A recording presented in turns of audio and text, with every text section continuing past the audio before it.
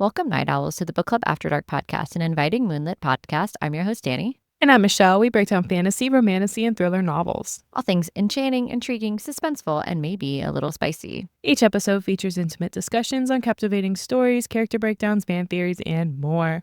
And this is your content warning. This podcast contains mature themes and discussions that may not be suitable for all audiences. Episodes include explicit language and descriptions of mature romance, as well as depictions of violence and other intense subject matter. This podcast is rated R for mature audiences. Listener discretion is advised. Going forward from here, there will be lots of spoilers in our Fae and Alchemy coverage of Book 1, Quicksilver by Callie, Hart. So consider this your spoiler warning. We, as with all the other previous chapters coverage so far, expect that you've read the entire book. So yeah, here we go. Let's get cozy because the best stories are told after dark. Yeah, tonight's drink of the episode is called Marked. I'm going to show you right here. Here it goes. And I don't know if you can see on the top, we have 2 floating dehydrated lemon wheels. 2 is deliberate, and the drink being named Mark and it being red, also deliberate. We have Mother's Day coming in this weekend as well. And so I wanted something that really spoke to Saeris, and also previous episode I talked about giving her a whiskey drink. And I thought red, something kind of light, something bubbly for Mother's Day would be good. It is whiskey based. You really want to use, it's important with this drink of the episode that you use a high quality whiskey. You're also going to have a little bit of lemon lime soda in there, which is optional. If you want it to be more on the forward facing with the more whiskey flavor, you can omit the lemon lime soda and use a soda water, like a sparkling soda, or however you want to do that. You can do it straight up, but that's mostly grenadine, fresh lemon juice, Irish whiskey specifically, and a lemon lime soda. And so what that looks like here is this nice red color, symbolic obviously of Saeris being marked by Kingfisher. Yes. And blood. She's using the word, but we mean bit. Yes, we do mean bit. Yeah. Yes, her being bit. So definitely going to get spicy this episode and excited to keep it going. But cheers. Cheers. It's beautiful. We're kind of floating around. We got a couple different places that we're going. We're going to Heat of Battle, and we're going to get into it now with exploring a deep dive of chapters 26 through 30 of Quicksilver by Callie, Hart. So whether you're reading along with us or just here for the book talk, we are glad that you're here. Chapter 26 is titled Ash and Cinder, and they are still in Ballad at this time. And Saeris wakes up to Fisher screaming. They're in separate bedrooms. Her bedroom's pitch black. There's like furniture everywhere. She doesn't even remember how she got into the room before she fell asleep. So she gets up and tries to like feel her way around the room. Trips over Onyx, of course. But since Onyx is white, she can actually see him in the pitch black, and they guide themselves into Fisher's room. And he's laying there on top of the sheets, just have his pants on, so shirtless, and his eyes are open, so he's not having a nightmare. He is in this catatonic state where he can't move, but his body is convulsing, and he is telling her that she needs to go away, basically pleading with her, like, please leave now. Like, there's nothing you can do. And he's like saying it'll stop, but his body keeps like convulsing. And Saeris is like, no, wait, I'm going to go get a healer. I'm going to go get some help. And he's like, no, it's going to stop. You have to leave. And then she's like, no, I'm not going to leave you because, I'm just going to go to sleep next door and listen to you screaming all night. It'll be fine. And he then asks like, okay, well, get me some water. I'll drink it later. And then they have this intimate moment where Fisher is completely vulnerable. He physically cannot move. Saeris kind of gets behind him on the bed, props him up, and she tells him she's not going to leave him. And if he ever used the oath throughout this night to make her leave, then she will hate him. She'll make his life miserable. So they just hung out for 4 hours while he screamed and convulsed. And the rest of this chapters was a lot to digest because Fisher asks Saeris to give her something real. And she realizes the reason why he's acting like this is because the Quicksilver is literally forcing him into this weird state. And he needs something tangible to hold on to. So she recalls her memories from Zilvar. These aren't happy memories. She goes over like her dad's death, and he died when she was 2. And there's a lot of details, and the whole story with her mother, how she was a prostitute, and really the disgusting things that she had to do to survive, because that's all Zavarin is survival. And people hated her. Like her death Yeah. was gruesome. It was hard to digest here. Yes. Yeah. Hmm. And I think too, the moment that we haven't had yet is Kingfisher actually having a moment to get to know Saeris.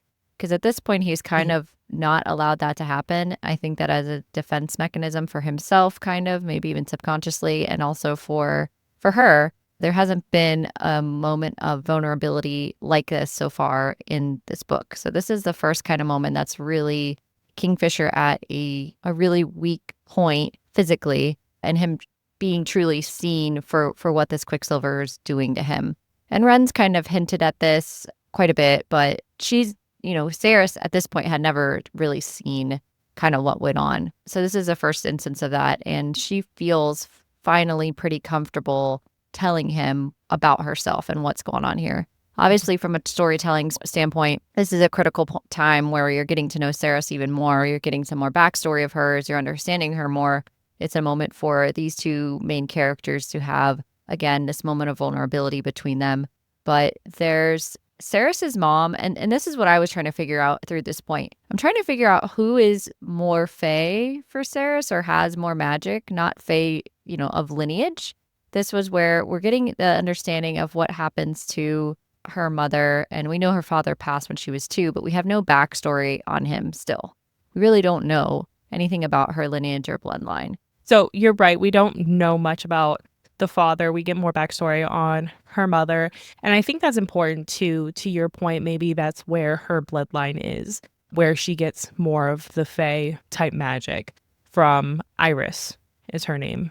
So, which is very similar to Saeris. So maybe in giving her a name, that's kind of like a hint of we need to track her backstory and her lineage to see where that goes. She worked out of the House of Callie 5 days a week to make ends meet, and most of her patrons were guardians, which is disgusting. Shocking? The people that are supposed to protect. No, absolutely not. The people that are supposed to protect, right? The citizens, they're the ones using and abusing. So, which we've already seen that the guardians are not honest and not they don't have the most morals. So this is just, Saeris has more of a distrust here.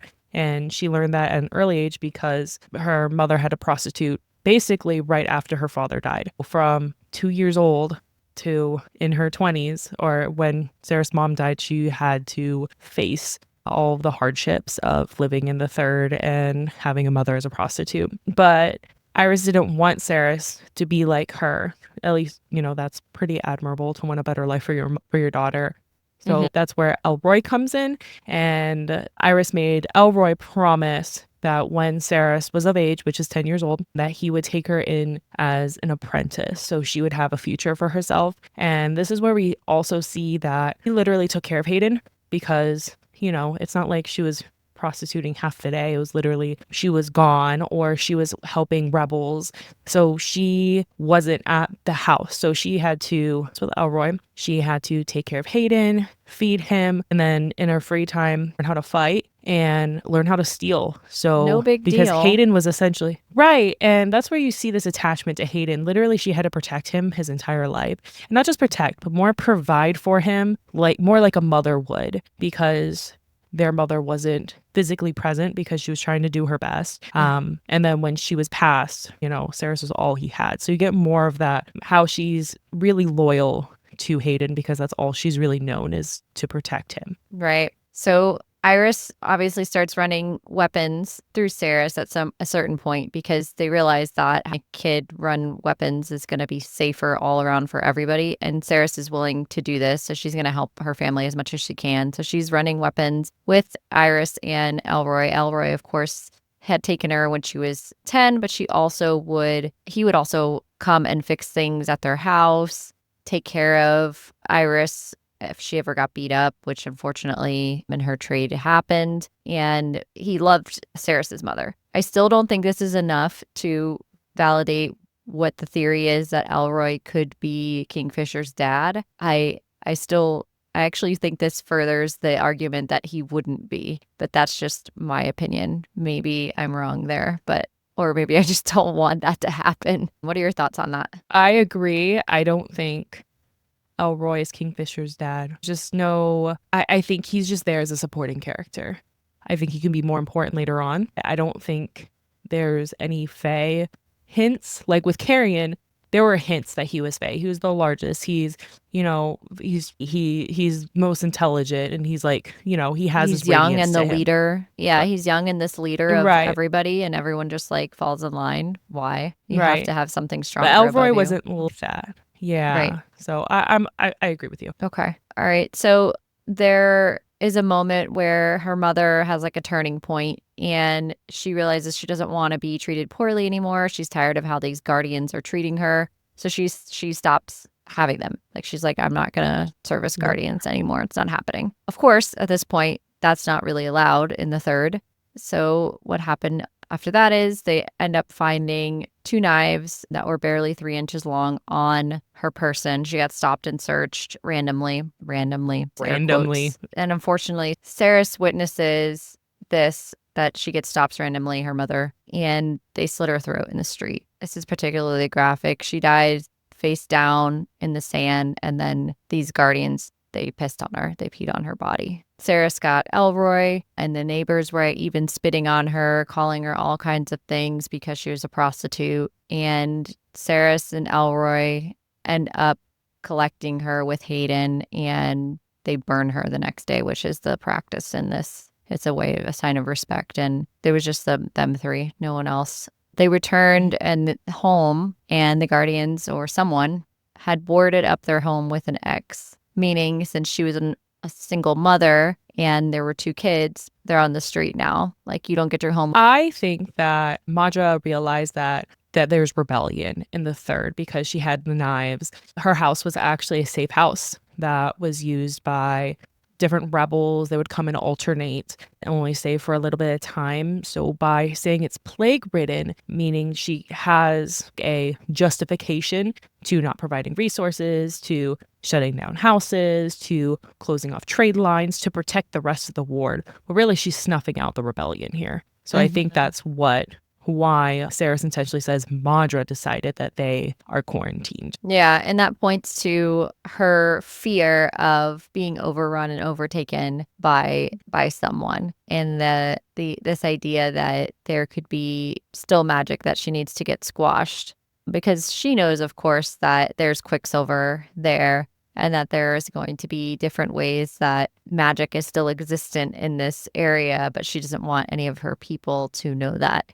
So this is another way of keeping them down for sure. Saeris and Hayden find like tavern attics to sleep in, different places that they live, use that term loosely, so that they can kind of continue to live and function. She continues to go to work at the forge with Elroy. Of course, we know that because that's where it picks up our portion of the story for her.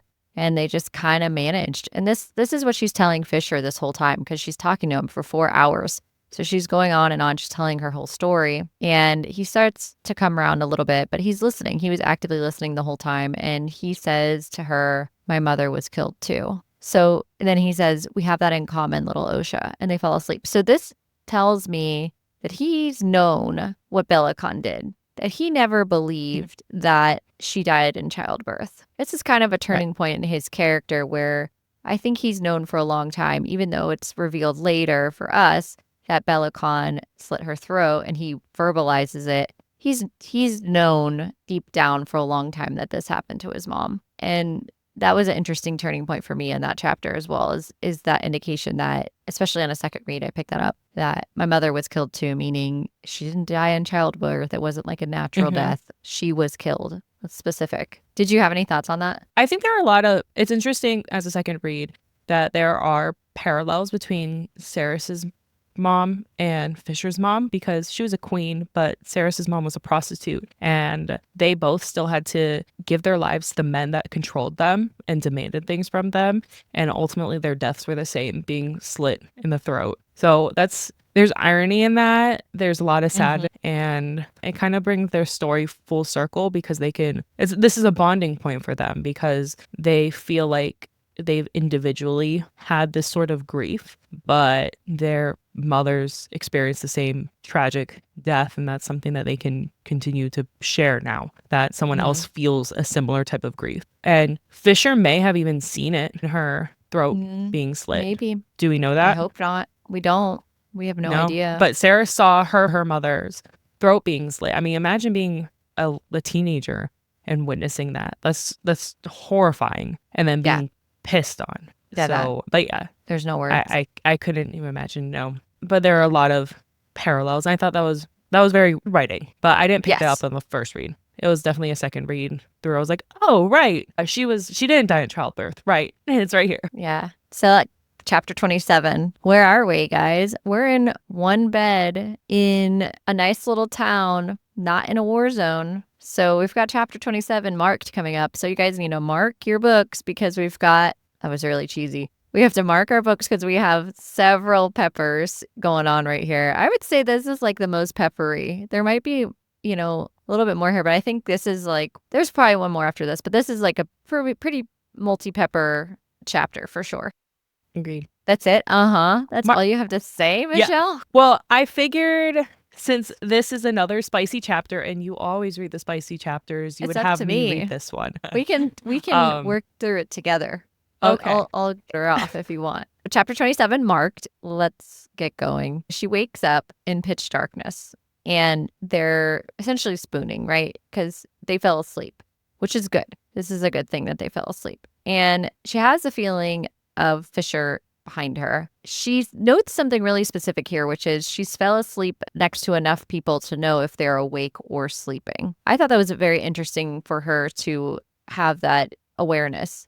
Given her background, I think it makes sense because she's moved around a lot and she's been in a lot of situations where she would need to know something like that. She's a thief, right? So this is going to be playing into this idea that she's very, very aware of the other people around her. In this moment, this is also helpful. She notices that Fisher's awake and he's very still. He's opening his palms and kind of has them pressed to her ribs. And she's like, this is a turning point. She can either move into him at this point or move away. We have this moment where we're finally like, as readers, like, is this going to happen or what are we doing here? What's going on? Are we taking the plunge or not? What are we deciding to do? And Callie Hart doesn't leave us hanging for too long because she definitely arches into him. This starts to build. There's probably, I let my husband read this, by the way, and he didn't have the 400-page buildup. So he only had this chapter because I was like, oh, you need to read this chapter. I really love the way this is written, which, by the way, 10 out of 10, ladies, if you're not sharing this, or gentlemen, whoever's reading this, but if you're not sharing this with your significant other, you probably should be. And it's just saying, it's only going to help things. Right. So he's reading this and he's like, how many pages is this? Like, how much of this is going on? Because it gets quite graphic. So there's teasing, there's this before, there's a lot of dirty words. This is where she realizes that he can hear her mind speak. The events from the night prior, as we know, kind of altered their dynamic here. There's a level of comfort and vulnerability that's occurred that hasn't yet come to pass. And because of what she experienced with Kingfisher the night before and how she stayed with him through the night until they both fell asleep, leads to further vulnerability and a door opening that she's willing to allow to open. And she's scared. There's kind of a moment, and not of him. She's scared of being vulnerable, and she's just kind of like has her like fuck it moment where she's like, all right, whatever happens, happens. I'm just going to do it. It is what it is. Because she's kind of been hurt by him before because he's a little bit office, somewhat of an asshole, just a hair. He's a huge asshole. Yes, definitely. So she starts speaking in her mind the things that she wants. And he starts answering. What if this happened to you, Michelle? I think we've talked about this when we were going through Onyx Storm. And oh, that's right. Speaking through the bond. Yeah. And I would find it so fucking annoying. No, but in this mind speak, they can only speak to each other if they're speaking directly to each other. Not just like intrinsic thoughts, like directed at you. Yeah. Still I a agree. no? I think my husband would still ignore me if I'm like, pick up your damn underwear. Like, in the mind. What are you sending right now down he's the bond? Oblivion, so he's like, right. No, that would be super annoying. Maybe if it could only be done in like certain situations, like you could turn it on and off. What if you could turn it on and off? Well, I mean, that'd be cool. Kingfisher does a lot of like dirty talk, right? Oh, yes, he does. He has a lot of graphic words. Normal people don't talk like that. So if my husband was talking to me like that, I'd be like, who the fuck are you? Relax. So again, this is a suspended reality where this sounds so great. I love reading this because Kingfisher is, gorgeous and 7-foot whatever fae, not real. So he can say whatever he wants to say, and everyone would eat it out of the palm of his big rough hands. This is fair. When we put an average person into that sort of reality, it's like, yeah, I don't know, it doesn't work that way. I don't know. It depends. What about you? Yeah. What if he's like, I did laundry and they're all folded for you neatly and put away? Yes. You know what I'm Exactly.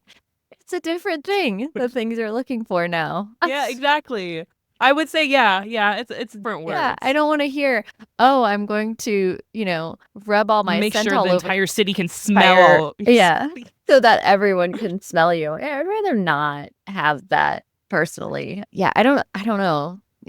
This is called marked, so there's multiple meanings here. You have the bite piece, you have the quite literally Scent. being marked by his scent piece of this. So there's a couple things that are being mentioned here, which is also why I did it the drink of the episode, because we've been waiting a while to get here. And we're finally understanding why Lorreth was so uncomfortable telling Saeris what happens, because it's quite graphic. Poor It's very Lorreth. enjoyable. It's very euphoric experience. And the poor man is sitting there in a bar, like trying to explain it, like as if you like salt a piece of toast or put some butter on toast or something. And it's literally not describing that. This is not a recipe. This is like very intimate moment. And poor Lorreth. That's all I have to say. So there, obviously, she begs him ultimately in her mind to bite her.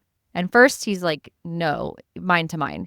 And finally she's like, bite me, like capital letters, literally capital letters. Tattoos flow at this point. He does bite her. Tattoos flow from Fisher's body onto her own. She says Kingfisher roared as if he was dying. And then she goes, no, as if he was being reborn. Very different distinction here. Like, which is it? And as if he's being reborn. He's a do you think phoenix this is a moment? of the ashes. Yeah. But do you think this is the moment he had like a really true realization that this is a mating situation that he knew? Or was it just good sex? I think it's a little bit of great, both. I mean, both of them have had experiences of our out of body experiences after or with their orgasms. So I'm like, all right, good for the fae, that for you. But also, I mean, I feel like with the first time they had sex, he understood it was a mating thing. When the tattoos first showed up, I think that's when he knew it was a mating thing.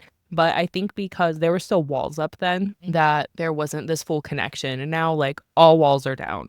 And this isn't just like a primal animalistic type of need. It's like there's another layer there, and it's from both sides. Because I feel like he's been feeling that this is more, but her walls are down too. And he's all in on this.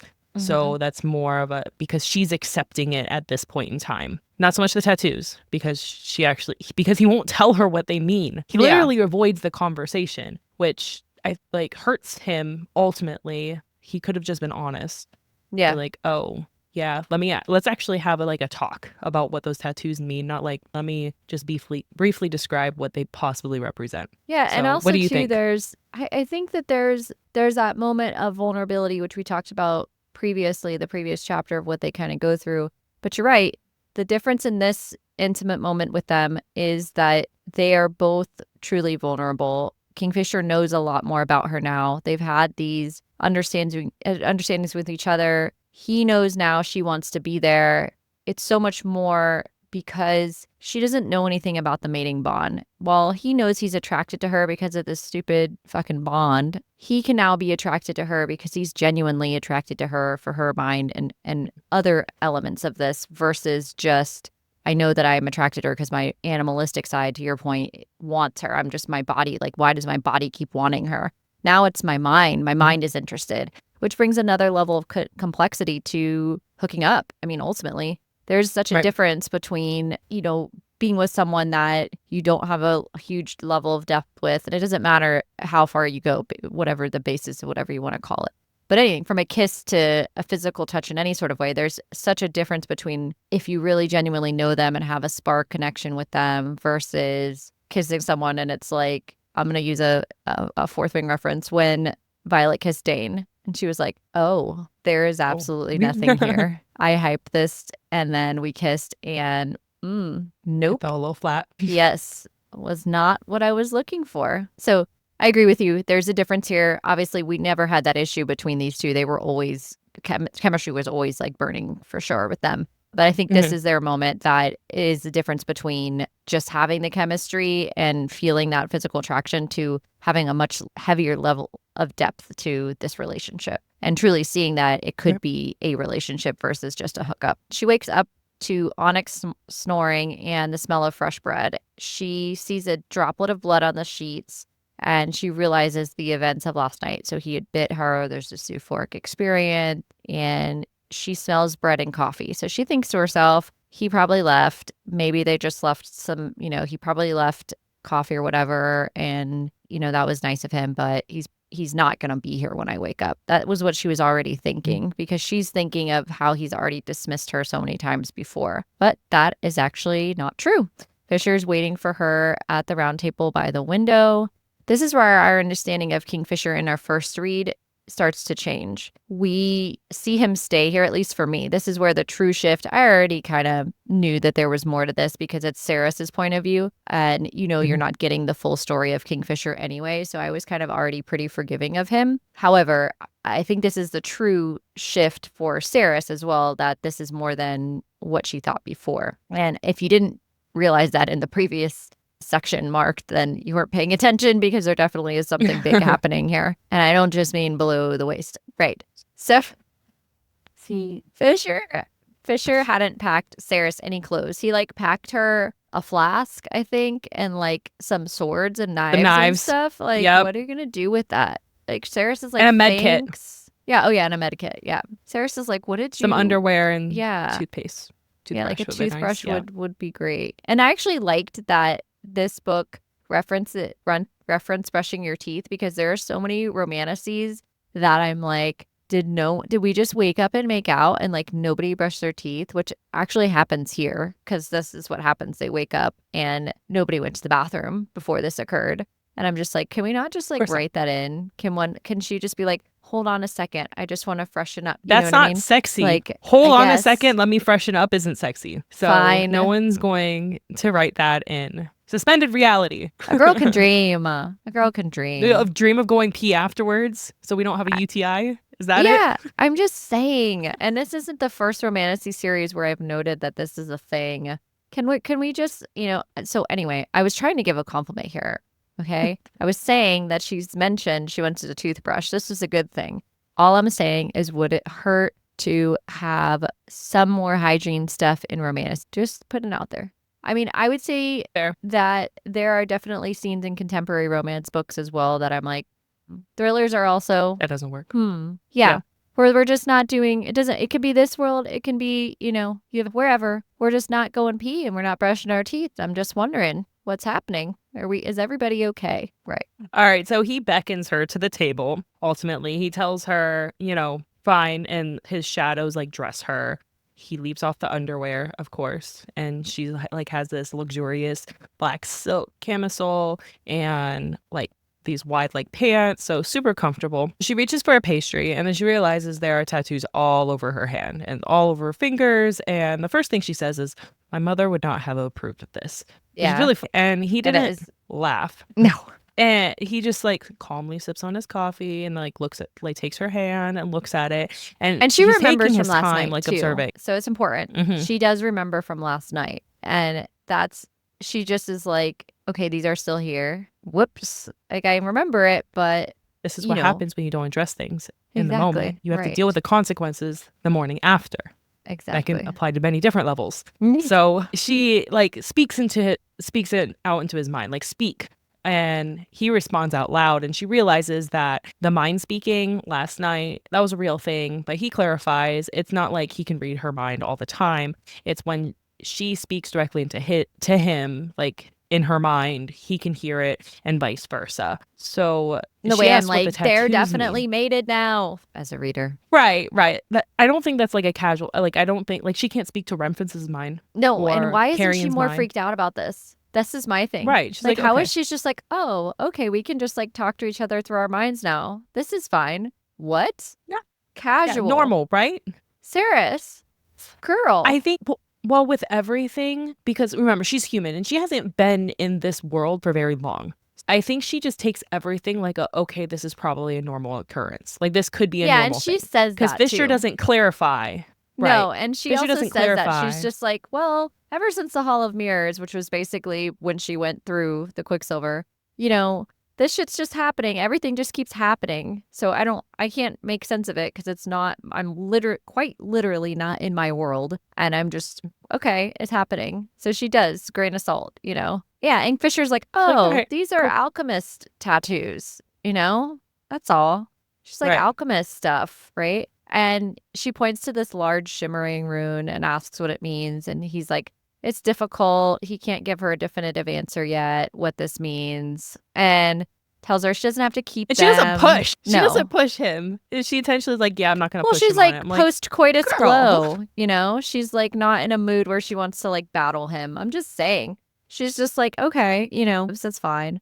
And he's like, well, Right. look, don't worry. If you have like a month or so, if you decide that you don't want them, like you can just make a decision and, I can hide them for you and the marks are chosen for you. But if you decide that you don't want to accept them, they'll be gone for good. Kind of like this is something that happens sometimes in this world and that's just what it is. And so she's gone through this so many times now that she's just like, okay, Kingfisher, sure. She still knows though that it can't really be that simple, but she doesn't really press too much. She just changes the subject and is kind of like shifts it towards him. Hey, what do yours mean? And his largest tattoo means sacrifice, which we're totally shocked by. And it's also a foreshadowing that there's going to be more sacrifice on Kingfisher's part and that his story and prophecies of a sort were sacrifice related or sacrificially related. She then asks why she can't take back the bird tattoo. That's what she's talking about. And then he really apologizes and is like, he can't take it back.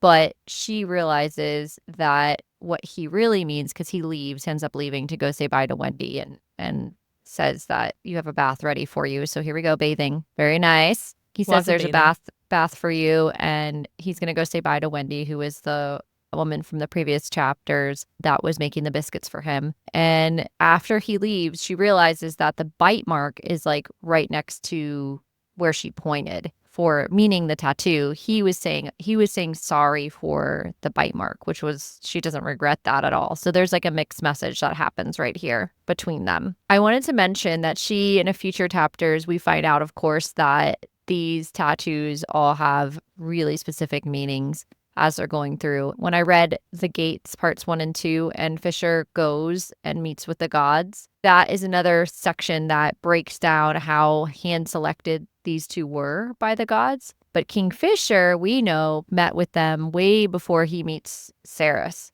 So he knows that they are literally tied to the gods. There are choices related to them. And it's not just the gods, kind of how Taylana explains it later. It's just the gods, they're fantasy stories. They're not really real. Just like Saeris thought that the Fae were a nightmare story or a fantasy story. Taylana describes, we get these tattoos because we get them ourselves, because these were the stories that were handed down, but they're mostly not based in reality. Whereas Kingfisher, this has to be so much more of an anchor of a realization for him of shit. We are quite literally chosen by the gods, and these tattoos even are significant of that. So I can only imagine him waking up that morning. And this is where I'm really hoping that Brimstone has multiple points of view, because I think having Kingfisher's background of all the information he has would have been awesome in some of these too. I would like that, just saying. Right. And the feelings, because he understands the meaning of the tattoos and he's having to brush it off so lightly. And we know that in the Fae world, in any Fae world, mates that's a serious thing. It's not I just like you. It's your souls are literally interconnected. And he's having to brush it off. It's you can decline it, So just the having weight of that. Yeah, that would have been great to read in a POV chapter. How he was internalizing all his thoughts and probably being really careful about them because he doesn't want to say anything to her on accident, because now they have this mind speak, because he could be you should know, he could be saying something to her and he has to be really intentional now, where then I think all right, he's 1800 years old. He's learned by now to be the calm in the storm and try and figure this out. He has had enough time and practice to be ready for this moment, but also he's kind enough to not burden her with that and scare the shit out of her. which I think is also his intent, is he doesn't want to scare her. This is a lot of information. Can you imagine? She just got thrusted into this world. Oh, by the way, like the gods have tied us together, just so you know. I'm sorry, what? Right. Okay. Chapter 28 is titled Just Ask.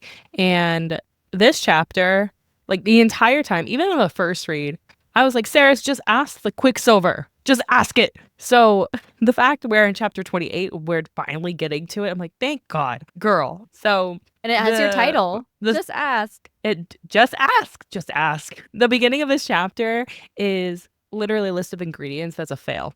So, and then Carrion bursts in to the forge while Saeris is literally hurling glass at the mountainside. So she's just like things. Carrion's like, Just had enough. what you doing? And she's like, what does it look like I'm doing? It's like, can I help? Can I join? And, you know, they keep throwing flasks and just destroying things. And he's like, this is fun and all, but like, why?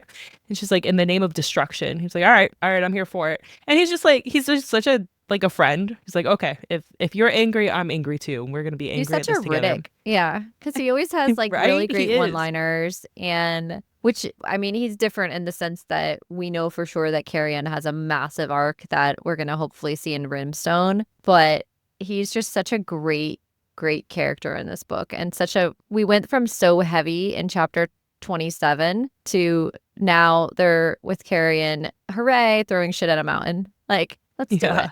You know, just the lightness He's of such a Carrion balance. is nice. Yes, absolutely. I agree. So the Quicksilver is mocking her because, you know, every time it tries to do something, it literally laughs at her. And he's just like, I don't think so. I don't think it talks. Are you sure you're not crazy? Yeah, have you lost You're your not mind? mad.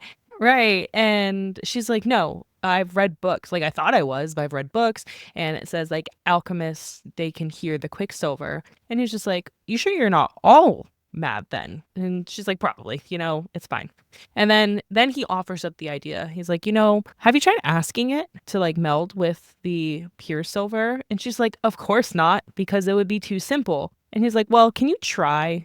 And can I watch so I can tell you that I was right and hold this over you for the rest of eternity? And she's just like, fine. Literally because he can. Come with me. Yeah, because he can. Not because I want to see you succeed, but literally he wants to make sure that he is right and prove to her that he is smarter than her. Of course. Which is hilarious. Absolutely. And then they quickly march down the mountainside into the map room, which She's is like where in a huff. the And she's like, fine, I can't do this now because I don't have enough silver, but I'm going to test out a theory then. So they go into this map room. That's where Danya's sword is in like literal shards everywhere. And Carrion's like hovering because, of course he is. You know, that's what he's doing. And she's like, can you like just take a step back? And he Give responds, me some room here. well, if you like, but he's like, if you have like this out of body experience and you're like going nuts, can I have permission to tackle you? And she's like, fine, just let me do this. He's so annoying and it's so funny. I was like, okay, just let her do it.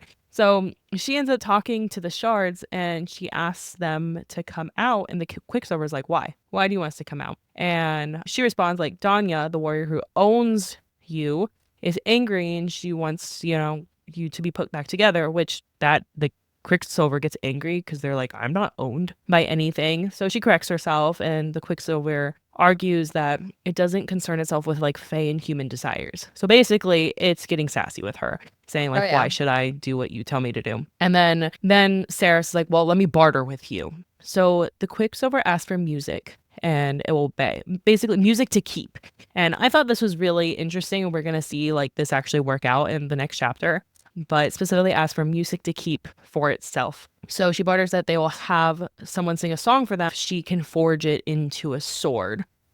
And they want a song from start to finish to keep, you know, clarified, trying to be very specific in their because we know the Fae, you can't mince words. You have to be very direct in what you want or you don't get what you want. And she then asked if the magic can be reawakened if she crafts this sword. And the Quicksilver is like, no, that's a gift undeserved. All warriors only wish to do is kill, which fair. And Saeris is like, no, she says that warriors need to protect and defend and asks how the wielder of the sword can prove that to the Quicksilver. And the Quicksilver says, we will be forged anew. When you have upheld your end of our bargain, we will taste the blood of one who will carry us. If they are honorable, we will consider allowing the old magics to flow through us again. So essentially, make me into a sword. Whoever like cuts, like whoever blood stains the sword first, and that has to be the wielder, they will see if they're worthy of the wielding the magic of the gods. And one by one, the Quicksilver then started to tremble, work free from the wall, and then Earth, who was just kind of sitting by the fire, offers to help, which scares the shit out of Saeris because she thought it was just her and Carrie in there the whole time. And then she yells at Carrie, and Karen's like, I tried to tell you, but you told me to shut up, and you were kind of rude about it. So, this is what you get. Not my fault. And then she's like, Lorreth, what a coincidence. I was just about to go looking to you. When I read this, I'm like, yay, we get to hear him sing. Yes, because she We get knew. the She's like, song. okay, I know Yeah. someone who can sing a song for you, so let's see what we can find. And so that was a really good moment. And plus, I love Lorreth. He's like one of my very favorite characters, and I'm really hoping for book 2 we get a lot more of him. Agreed. Chapter 29, Ballad of the Ajun Gate. Forge is burning hot. Saeris is starting to smelt Danya's sword perfectly because remember, all the shards have now come together. Lorreth has put them in this container, this like bucket thing, and Saeris has now brought them back to the forge to start putting them together. The Quicksilver was quiet and cooperative with her because it wanted to see what weapons Saeris would create with it. So Saeris has this history, right? This is where we're first getting to see her actually create something beautiful and her have a moment in the forge and do something great, which is really cool. And you get to see that she has been training in a forge since she was 10 years old. So she's going to have an opportunity here to make a beautiful sword here. So the sun's going down. Saeris finds Lorreth again. He's sitting on a rock, throwing a dagger at a dead tree. Karen is cooking something over a fire Is it a and rat? scowling that Lorreth is a cheat. So they're waiting for Saeris because Saeris is like, hey, it's going to be a while. It's not like it takes a few minutes to do something like this. She's got to melt everything down. She's got to start working to it and all of this. So it's been hours. Lorreth is a cheat, and Carrion says so. Lorreth is laughing and is like, no, you're just a sore loser. Like, you suck and you just need to face facts, basically. So they had a bet on who could throw the blade at the tree the most times in a row, and Lorreth has not missed, and he's hit the tree 218 times. 218 times. So they've been sitting here for a while. Lorreth claims that he's like, I've never played this before. And he says usually when he's throwing a dagger, it's at a vampire's head, so you cannot miss. So Carrion loses and had to make them food and loses a little bit of money, 11 chits. Saeris agrees that with Lorreth, of course, and that he didn't trick him. Carrion is basically having a taste of his own medicine because he has been doing this type of shit for years in Zilvarin and specifically to Hayden, her brother. And demands that they just eat and everyone shut up because he doesn't want to hear anymore. Karen's a sore loser. What a surprise. He can't take it. No. He cannot. And 11 chits. He's like, that's half my money. And Saeris is like, you can't use it here anyways. Right. Like, why does it matter? He's like, it's the principle. Right. Yeah. That's not the point. He's so mad. So there's been a reshaping of Danya's sword, and she's taken hours and hours working at this. Evening has turned into night. She's completely exhausted, and so she shapes it one more time. Lorreth comes in to the forge and shows her this wolf head that he's carved out of a piece of yew wood at 1 a.m. And it's similar to Fisher's tattoo and the Lupo Pria symbol on their armor. So there's a little bit of a dialogue there. Saeris walks Laura through the process of making and casting a mold and just showing him ways to do this around 4 a.m. Which is, carrying. First of all, it's disgusting. She literally has to dig for clay and mold it with like horse shit and mold it around the wood so he can to make the cast of it. And he's like, okay. And he's like patiently like just doing what he says. I'm like, cool, you're playing with clay and poop. That's how I like to spend my late mornings. Gotta do what you gotta do. Look, that's what it is. You really have so many materials here. But we're bathing and brushing our teeth, folks. That's what really matters. That's all that matters. Yes. Around 4 a.m. So this is all night. She's working all night at this. She's completely exhausted. Carrion announced that he's going to fall asleep. And so he just falls asleep on the other side of the forge. He's just like, I'm going to bed. I can't wait anymore for this. Kingfisher speaks into Saeris's mind and is like, you need to rest. Like, it's been too long. And she's like, no, I'm almost done. I've been working on this so long. This is fine. I'm finally having something I can do. Finally, after weeks and weeks and weeks, something's finally working. The Quicksilver's actually letting me make something. I'm not just going to stop. This is finally the first opportunity I have where something could work out. Fisher's close Mhm. by. She can feel him now, wherever he is. Another indicator, like, hey, girl, you can feel him? Hello? Right. She glanced at the shadows by the door and sees his shape. So he's been there for a few hours, but he says he didn't know if she would want him in there. So she invites him in and he stays in the shadows a little bit longer and he moves to a chair by the window. So he and Lorreth are talking quietly and they helped her pour the steel for the wolf's head hilt, which was created, which was basically Lorreth's design that goes into the hilt of the sword now. So he's helped design it at this point and helps pour the steel into there. She wraps the hilt with the glittering black and gold cord. And then she's like, I'm done. This is it. Along with the wolf's head pommel, the hilt is decorated with trailing vines and are wound around that and the guard. So down the center of the blade is engraved, by righteous hands, deliverance of the unrighteous dead, is what it says across the sword's length. As Lorreth is holding the sword, the Quicksilver speaks, and obviously Saeris is the only one who can hear this, and it says, it is time, give us our song. Outside, Aurora lights up the sky. So I'm thinking Aurora Borealis, right? The lights. And it hasn't been seen in over 1,000 years. So this is a really big indicator of a crucial moment that's happening. And Lorreth is on the edge of tears here, and he lays the sword across his lap and sing a song of the Ajun Gate. This is really important for a couple of reasons. First, it's very deeply emotional because Lorreth has been fighting in this situation now for 110 years, and they all know, Kingfisher especially, and everyone in the room, but really Lorreth as well, it's bleak.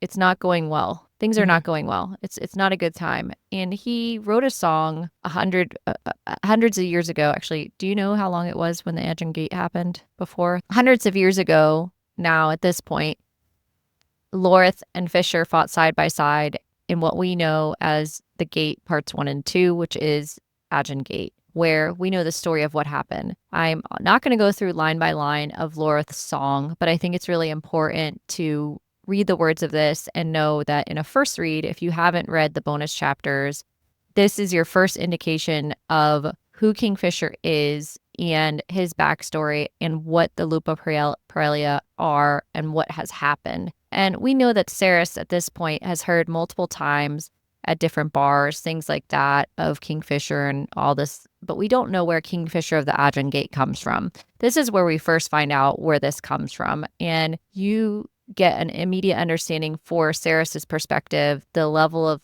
depth and gratitude that his fellow warriors alongside Kingfisher and wolves, in this case of Lorreth, have for him. It's a very moving song. There's a couple people on social media that have made versions of this song. So if you go out and want to listen to any of them, they do exist. It's a couple pages long. It's in depth, and it's important to move the sword forward, get an understanding of how much Lorreth has a love for the time he spent with Kingfisher and his gratitude. And it's a beautiful song. So beautiful, in fact, that the Quicksilver agrees, but Kingfisher doesn't. He tenses at the song. He doesn't like the idea of this ballad being told. He doesn't agree with horrific sacrifice. He's kind of just doing his job, but that's very Kingfisher. It's classic Kingfisher at this point. Once the song ends, Carrion's outraged that Lorreth can also sing. Like, not only can he be a of great course, badass one more warrior, thing. yeah, not only can he be a badass warrior, not only can he whittle really cool things out of wood, not only can he, be this really super nice guy and calm, not a dick when he wins and not shove it in his face. He's just all the things. Karen's just oh, great. You can also sing. Of course you can. Of course you can. So bitter. So the Quicksilver says, we've made a decision. And Fisher and Lorreth's spine straighten because they both heard the Quicksilver talk, which Saeris is okay, Fisher can hear the Quicksilver, so that's fine. But Lorreth can't. So why is Lorreth responding? And is arguing that the sword should consider the one whose blood who would wield it. Being Dawn, she thought, wait, give it to Danya. But then she remembers that when Lorreth first grabs the sword, he actually looks at it and his finger against the blade to see how sharp it is. It pricks and him. cuts it immediately. And he's like, man, you can just look at it and it'll cut you. And then she realizes oh shit, Lorreth bled on it first. And Lorreth is no, I'm sorry, this isn't my sword. I don't want it. And Fisher's don't give it to me. I don't want to touch it. And because he doesn't mean to claim Danya's sword, and he's like, I'm perfectly happy using the daggers. I don't want you. And then the Quicksilver says, not Danya's sword. The Quicksilver hissed, we are reforged, new into this place. You do not claim us, Lorreth of the Broken Spires. We claim you. What do you think that means, So Lorreth of the Broken Spires? Okay, so because he's Fisher of the Gate, right? Mm-hmm. So that's like a big, like, pivotal moment for him. Right. So the Broken Spires must be like some pivotal battle. We just haven't seen this battle yet because, I mean, he's been a part of the Lupo Pirelli for 400 years. So he's probably had some badass battles where he's led and like defended a lot of people. So I'm sure that's like just his like key moment. And maybe we will see that, like, what this is, because it's just kind of said in passing. So, but it's important that the Quicksilver is like, we claim you. Like, you are ours. You have no say in this. And Fisher essentially is like, well, that's gonna be funny. She's gonna have to get over it. She doesn't have a choice. And since Lorreth has been a member of the Lupo Pirelli for 400 years without a god sword, it's her turn to not have a sword, which Danya is going to be pissed because that was her family's relic. And that was something that was handed down to her. And now it just is like, nope. I mean, it's all her fault anyway. So right, if she wasn't such a it wouldn't have happened. And be a bitch, she wasn't deemed worthy to hold and she wasn't deemed worthy to hold the magic, which we actually hear, you know, Lorreth is deemed worthy. And Saeris is like, you deserve it. You carved the pommel. You helped cast it. You sang the song that sealed the bargain. And Laura Fisher and Carrion are like, what song? And Lorreth is like, well, I was going to write a song about the Ajun Gate. And Fisher's like, don't you dare write anything about that. And this is when the Quicksilver is like, oh, yeah, we kept the song. It's ours. So they literally took it out of everyone's memory. And it's now only theirs to keep and to sing on repeat. And Saeris is the only one who remembers that they sang a song. Not Carrion, not Lorreth, not Kingfisher, just Saeris, because she's the alchemist. She's the only one who remembers this. Right. And now she's suddenly overwhelmed, like, how many things am I gonna give up now? Secrets, like, how am I gonna do this? Because now I have to make 15,000 of these things, and this is the cost. So the Quicksilver asks to be named, so Lorreth has to name this god sword. And remember, this has been so long since there's been a god sword that has magic again. So this is a huge deal. It's a huge turning point. It's a huge indicator of Saeris's power and of what she's going to be able to do. It's hope. It's quite literally hope. He names the sword Avisieth, which is the unsung song Redemption's Dawn. A blue flame, once it gets named, ripples down the blade, sealing runes into the metal. And a bright white light is shot straight into the air. Fisher shouts in joy towards the heaven, saying, "Angel's breath, brother. Fucking angel's breath." And Saeris at this point is like, the what? The chapter just ends on angel's breath. We've never had reference to that. I'm like, is this a praise? Or is this the way I was like, did I is? Yeah. But also like the way I was like, did I miss something obvious here? Like, what is going on? No, it's just like an abrupt. Okay, great. We accept that. Yep. Angel's breath. But, yeah. Chapter 30 is titled Swear It. And this is immediately after the spire of Angel's Breath. And the camp is in chaos because everyone has seen the column of Angel's Breath illuminating the sky. So this is where we understand, like, that's literally what the term is of the power going from the sword to the sky, because it's the heavens. And Fisher told Lorreth to get some sleep until he gets him this evening. And Carrion was just like, I'm just going to fall asleep here. I don't feel like coming down the mountain. So he's up in the forge taking a nap. And Fisher tells Saeris to sleep in his bed. He's going to go talk to Ren first, but he'll join her later. But first she needs a bath because she spent 15 hours in the forge and probably smells disgusting. So here we have her bath again. I mean, hygiene is important. Didn't she have horse shit on her, right? Yep, on her hands. Yeah. Yep. Love that. And so she gets into the tub and Fisher like helps her undress and lowers her in, and he kneels at the tub and like watches her for a little bit, and they touch hands, and she comments on how like this is such like an intimate of like their hands like holding, and it's more in depth than, you know, they've literally slept together twice, but this is more intimate than those. And he says, I was wrong, you know, you are a good thief. I was like, oh, she So stole sweet. his heart. Yeah. It's so sweet. And then, she's like, what have I stolen? He's just like, just go get some sleep. The water's going to stay warm. And she literally falls asleep in the tub. And I get being exhausted, but I don't think I can fall asleep in a bathtub. Maybe if like the No. water is like enchanted and warm, but like, I'm like, I I mean, don't. it says that it is, but that's also like falling asleep in a Yeah, hot tub, and I'm not doing that ever. no. But hey, it's a But your girl magical was world. We're tired. gonna let it happen. Yes. Exactly. At We're least gonna she's forgive clean. it. At least she's clean. Correct. We're using hygiene. We're And happy. Yes. so Saeris wakes up and Fisher's like washing her hair and she's like, I've never had someone wash my hair before. This is intimate. I can get used to this as long as it's only Fisher that is washing my hair. And then she goes to sleep again. Then she wakes up again as Fisher's lifting her out of the tub. He dressed her and then they fall asleep together. And then she wakes up a third time. Her stomach is growling, but she wanted to stay in the warmth that they're wrapped up in an embrace and she wants to savor the moment. And she does so for 30 minutes because, the day isn't promised to them. And she says, even though I have to go to the bathroom, there, because she just woke up, so she has to pee. You go. She's like, I want to stay here. She reflects on how she's astonished at herself. She's like, a task. I got to bargain with the Quicksilver. And then she realizes, she's like, wait, I bargained with the Quicksilver. Fisher has Quicksilver in his eye. Let me try to speak to it. And she reaches out to the Quicksilver and she starts hearing the chanting. They interact more. And she comments like, oh my God, this is what he hears all day, every day. Like, no wonder why Really, I'd really be sus. pissed all the time. Yeah. Mm-hmm. And when she spoke, like she just said hello, it immediately stopped and started listening to her.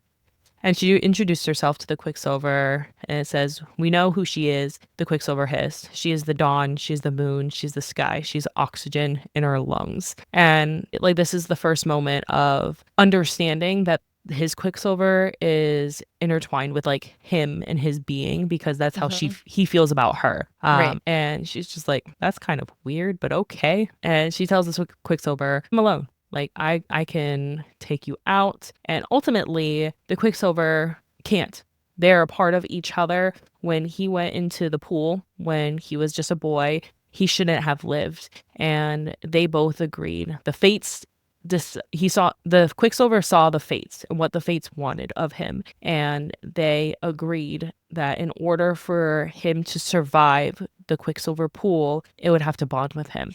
And since Kingfisher is a weapon, the ultimate weapon, technically it can bond with him because sure, it's a magical realm. And it doesn't go the way he wants, obviously, because she thinks I had one win today, I can have another one and I can save him too. And it doesn't work out that way. No, and it's interesting here though that the Quicksilver specifically says too that they won't leave him because they'll all die. Like they can't. Mhm. It's like saying, which goes to his ability in, again, the Gates part 1 and 2. I keep going back to this. Those 2 bonus chapters, prequel chapters, really give you so much more about the Quicksilver and how it able to use his body and push his body beyond what would be physically possible of him without it. Saeris doesn't know this, of course, but Kingfisher does. He understands that. Because of, like, the Quicksilver knows what the gods want from him and what his fate is. So they're going to push and protect him to make sure that he reaches his destiny. And the Quicksilver does know that Saeris is also his destiny as well, which is why, they have that comment. The Quicksilver ultimately wanted Saeris to understand, like, hey, this is a bargain. Like, we agreed upon this. We are not here against his will, and we have to live together, ultimately. Like, there's no reforging. This is life. This is how it has to be. And she like gets emotional, she's like, her eyes are watering, and Fisher brushes her cheek and whispers that, I assume that didn't work out the way you planned. And he could hear the Quicksilver responding to her, even though he couldn't hear what she was saying and assumed, what their conversation was. And he wasn't angry, but now she knows it's part of him and without it, he'll die. And then Remberson, because of course, can't have like this little intimate moment. And he declares the horde is at the banks again, but it's like, it's only like 1,000 of them. It's basically just to show face. So I'm not super worried, but we need you out there. The Saeris could hear like the banging, the booms from the icebreaker. So they're already working on the ice. And Red has a conversation saying like, Saeris, you need to stay. Saeris is like, no, I don't want to stay. the only way Saeris is going to stay in the tent is if Fisher uses the oath to like make her stay. And going back a couple of chapters, she tells him when they're in Ballard in the bed, if you ever use the oath against my will, I will make your life a living hell. He's like, would you go to college? She said no. So he's like, okay, well, you have to agree to be with me the entire time. If I tell you to run, you run. If I tell you to hide, you hide. And she makes her own oath, like saying like that she agrees. So this is where Fisher retrieves Solace, which is her father's blade. It was tarnished silver, but not dulled. A crescent moon embellished the pommel, and there's script in old fay that flowed around the hilt.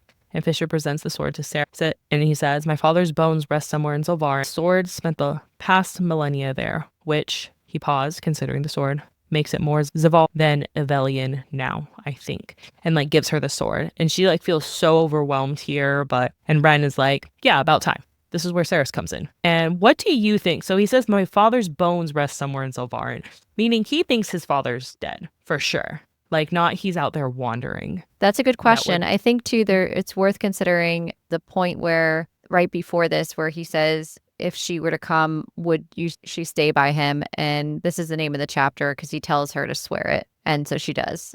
She swears it. The quote, my father's bones rest somewhere in Zolvarin. Again, somewhere in Zolvarin. So yeah, he has his dad's sword. He's saying somewhere in Zolvarin. Does that mean he knows for sure that his dad is dead? Maybe. It's still not clear enough. I still think that there's some gray there that we can't for sure rule out entirely just because another character has said, oh, he's dead. We don't have a body. We don't have bones. We do have a sword, though, which is not a great indicator of what's gone on. So there could be other reasons why, but it is weird to me that he's saying it makes it more Zilvarin than Yevelian now. Because it's saying his sword spent the past millennia there. I don't know. What are your thoughts? I don't think this 100% means that he's dead. He doesn't say he's dead somewhere, but I mean, bones would indicate that, but you can still be a bag of bones and be alive. So, and I just think just because that's where the location has been for so long, that's why he's saying like it's more Zilvarin. And since Saeris is Zilvarin, there's more of a connection there. So she should hold the god sword. So I think that's why he's giving it to her. Plus, it's like his father. He loves and respects his father so much. So that's like just giving a big piece of himself to her as well. Yeah, symbolic for sure. Right. And so when they were ready to go, Fisher and Ren have like this saying, which I assume this is probably said a lot of times before battle. And Fisher says, be unrelenting and unmerciful in the face of the wicked dead. And then Ren replied, and if you should find soul sunder from flesh, order a drink for us at the first tavern you come across in the afterlife. We'll settle the tab when we get there. Yeah. And that's how the chapter ends. It's a great quote. And that brings us, folks, to our mystery Q&A. It's time for mystery Q&A. These questions have not been shared with either of us prior to asking. So, all right. So if looking at your life, how would you know that you've made it? Like, what do I define as success? Yeah, basically, like you've had a successful life. You've like reached the American dream ultimately. Like, how would you define that in your life? Or what would you see in your life if you've reached your American dream? I think reaching the American dream and what I define as success are two different things. Okay. I don't know that so those two what do you define? So for me, it's tough. At this point now, it's like I just want my son to be set up. I want to be able to set his life up to be better and easier. And I want to be able to be a part of it as long as I possibly can. And I want my husband to be able to be a part of it as long as I can. It's not even really about me anymore. It is like what I want to do and what I want to do to be successful and what I want to drive for. All those things matter. Obviously, we have a podcast about books. So like that to me is important. But to show him that he can do anything. That's a factor. A driver for me is me being successful at not saying no to opportunities and going for them. It's a factor of trying to also be a good parent to my son and show him that he can go and do things that are scary, go do things that are creative, go and do things that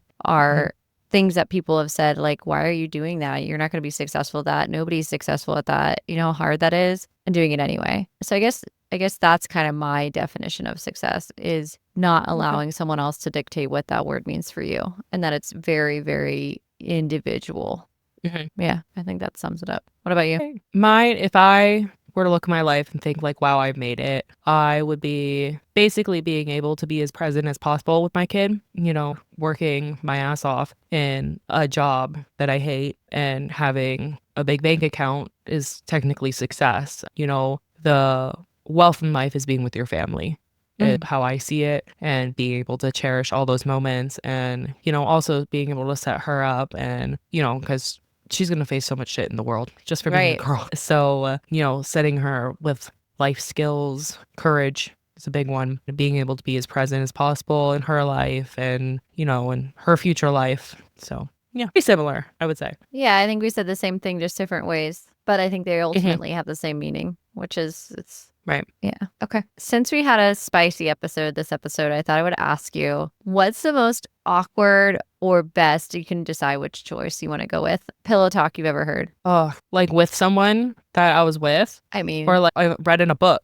This is personal to you, so I'm gonna say not that you read it in a book. I don't know. I am And it not doesn't like have a to be pillow like talk person. bedroom talk. It can be like a pickup Right. line. You know what I mean? Like something somebody said to Okay. you where you're just like, gave you the ick. Basically anyone I've dated before my husband. Can I just say that everything is I didn't know if there was like something that Ugh. like stuck out where you're just like, oh my God, no, absolutely not. I can't remember like a specific like line. Okay, that's fair. But I do remember talking to someone, and this was when I was in between relationships, still in college, and he couldn't text properly. This is like such my English major coming out, but he had like improper sentences and wasn't spelling things correctly. And I'm just like, he was attractive. I was like, but you're such an idiot. I couldn't get past that. Sometimes I really it's couldn't. like that though. Yeah. Yeah. So I need punctuation. I mean, you don't always have to put the period at the end, but I need you at least spell things properly. We have autocorrect for a reason. You're like fighting the autocorrect at this point. So yeah, that's a big ick for me, I would say. Okay, everyone has their things. That's fair. Yep. What about you? Mine would be like I've had people try pet names before they knew me well enough to use one, like a sweetie or something like that, like as part of like, I just met you, like you don't know me like that. Yeah, like cringe. Or like if somebody tries to pick you up at the bar and they like say something like that to you, like, sweetie, let me get you sweetie's not specific. It could be like any pet name. Yeah. And using that to like get you a drink, I'm immediately like grossed out. Yeah. And also like basically anyone at a club grossed out, all the guys picking up, because it's never the attractive, wealthy ones that are offering to buy you a drink. It's the fives. And they're usually like, I'm really tall too, and like when you go out in the club, you're wearing heels, and they're usually like 5'2". I'm like, who are you? Like, which we love. We love a short guy. We love our short king. We love our short king. That's not it. Or something else. It's the way in which we go about it, friend. It's the way. It is. We don't just walk up and, I don't even know if these kids dance anymore. I'll be honest. I don't know if there's dancing going on at the club anymore, because now you can have your phone out all the time. Like, I don't know if that's a thing. But dare I say, back in the day, we used to be doing a lot of dancing, and that was a whole thing where you'd like look back and be like, look at your friend. Like, what do we got going on here? Like, who's behind me? Because they're trying to dance and you have no idea. And you're like in the dark looking like, what? And they were never good looking, almost never. Almost every time your friends are like, no. Yeah. They're doing that quick head abort mission thing. Mission. You're like trying to figure out a way to get out of the situation. You're like, how do I? No, you just run. God. I just ran at that point. It was not no, you say you have to go to the bathroom or like something. You just like, I didn't even make I just walk away. Yeah. I don't owe you anything at that point. Yeah, like we haven't even spoken with words. Like, no. No, I just feel you on my body, and now it's awkward. Yeah. So, all right. Before we wrap up, let's talk about what's coming up next in Book Club After Dark. Yeah, next week we're going to dive into chapters 31 through 35 of Quicksilver by Callie Hart. So hit that subscribe button to hear more of our exciting book talk. And we look forward to continuing to dissect this novel with you. And don't forget, we want to hear from you. If you have thoughts on Quicksilver or suggestions for future reads, drop a comment below or message on one of our social media platforms at Book Club After Dark Pod. Show us your fan art, theories, or anything bookish you'd like to share.